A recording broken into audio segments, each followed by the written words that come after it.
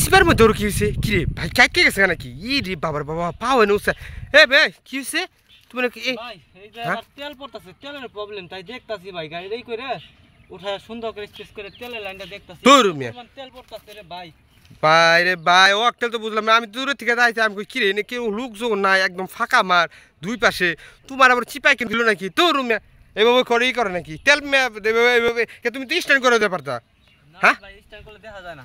তোর মিয়া আমি তো ভয় পেয়ে গেছি। মানে যত বুঝান তেল শালার ফাপটি চালক রে ওয়ালের লগে এমনি করে লাগায় আমি আমাকে খিরি কি হলো পরে টরে গেল নাকি চিপার মধ্যে যেমনি করে রয়েছে। ধরুন আমি তো ভয় পেয়ে গেছি। এভাবে কেউ গাড়ি চালায় নাকি? আর এভাবে কেউ তেলেরই দেখে নাকি? হ্যাঁ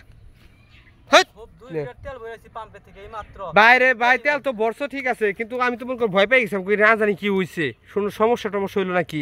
হ্যাঁ সমস্যা নাই রে বাইরে ভাই ফাপটি চালক রে এরকম কিন্তু হয় আসলে। ভাই দেখুন একদম খালি মাঠ, কেউ নাই, দুই পাশে কেউ নাই, এই যে মোড় আসছেন কেউ নাই, তো ও এভাবে রয়েছে, এবার তো যে কোনো সমস্যা হইতে পারে। আরে ভাই উঠাও আমি ভয় পেয়ে গেছি। আসলে ভিডিওটি সম্পূর্ণ এন্টারটেনমেন্ট, যারা নতুন বিগিনার আছেন তাদের উদ্দেশ্যে বলতেছি ভাই ঠিক আছে আপনার গাড়ির সমস্যা থাকতে পারে, সো আপনি একটা মানে ওই পজিশন নিয়ে তো আপনার গাড়ি ঠিক হবে। ওই এমন পজিশন আসছে আমি তো বুঝছি না, ভয় পেয়ে গেছি, না জানি কি হয়েছে।